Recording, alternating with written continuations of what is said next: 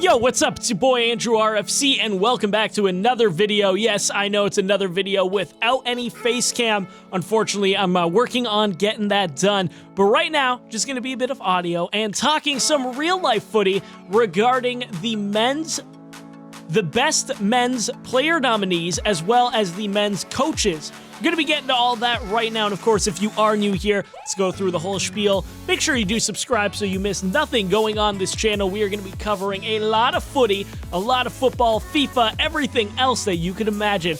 Now, right now, let's get into it. The best for the men's player nominees. Your nominees: Cristiano Ronaldo, Portugal, Juventus; Frankie de Jong, Martin de Ligt, or Matthias de Ligt, however you want to pronounce it; Eden Hazard, Harry Kane, Sadio Mane; Kylian Mbappe, Lionel Messi, Mohamed Salah, and Virgil van Dijk. Of course, all players who do deserve to be on this list, except, I would say, 3. There's a couple that I don't agree with, and there's a few that I think are really badly missing from this list. Now, of course, I think the ones that should be here: Cristiano Ronaldo, definitely, and of course, Leo Messi and Virgil van Dijk. To me, that is going to be the final 3 for the award without a shadow of a doubt. But I think from seeing from Twitter, a lot of people would agree with me on some of the players that are missing.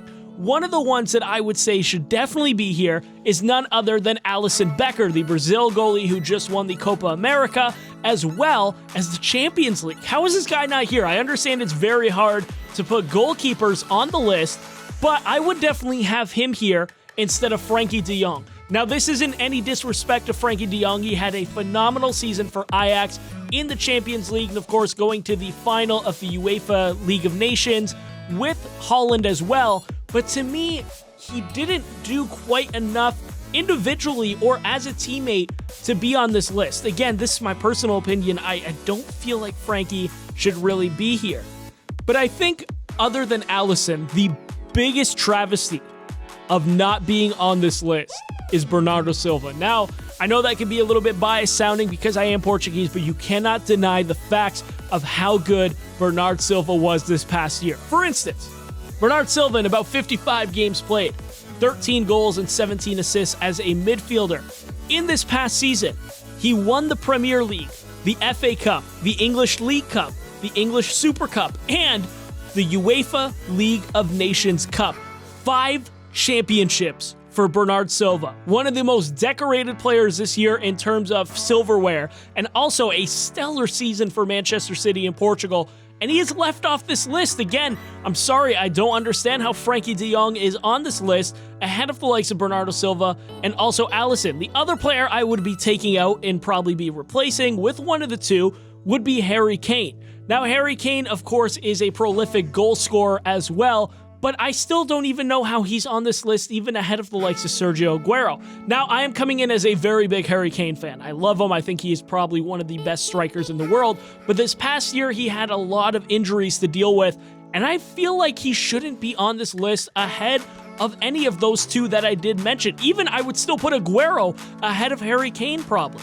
And the third one that I did want to mention for the FIFA men's nominees that I would probably be taking off this list would arguably be even Eden Hazard. And the person I would have ahead of him is Raheem Sterling, the best young player in the Premier League, and arguably, other than Van Dijk, who had just a standout season, could have easily been the player of the year in the Premier League as well. He had the real chance of winning both. He's been good for England and everything else. So again, the way I would change this whole thing: Eden Hazard out, Harry Kane out, and Frankie de Jong out. The 3 of them gone, and I would replace them with Alisson Becker, Bernardo Silva, and Raheem Sterling. To me, that would be fine for the nominees, but again, overall it is early. I still think your winners, or the final 3, is going to be Cristiano Ronaldo, Lionel Messi, and Virgil van Dijk. And you know what?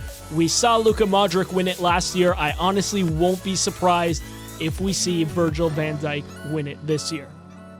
Looking at the best FIFA men's coach nominees, it is a good list out there. We're going to be going over who is on this list very quickly.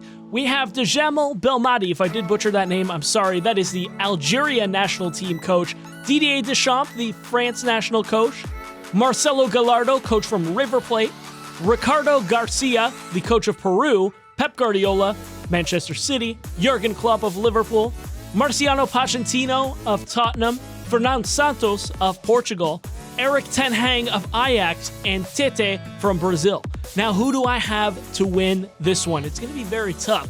And also, even picking the final three is going to be pretty nuts. I think right now for the final three, you definitely have to look at Pep Guardiola and Jurgen Klopp as your 1 and 2 without a doubt. Now, I would love Pochettino to be here. I really do love his philosophy and everything with football. But let's be real. Unfortunately, Tottenham did not win a single thing again last year. So I think it is kind of hard to put him on this list.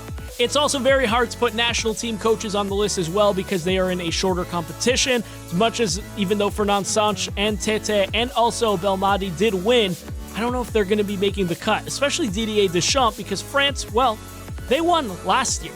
So I don't even think he should even be on this list.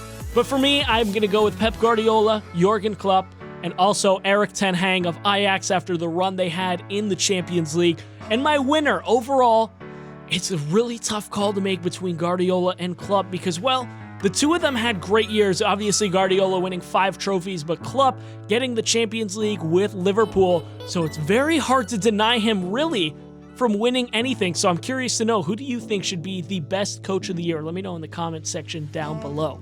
But that's about all the time we got right now looking at the best awards. And again, I want to know all your opinions on this, so let me know. And of course, if you are new here, make sure you are subscribing as well, leaving a thumbs up on this video. It's been your boy, Andrew RFC. Hopefully you are having a great day. Hopefully I can help you out making it better. Take care.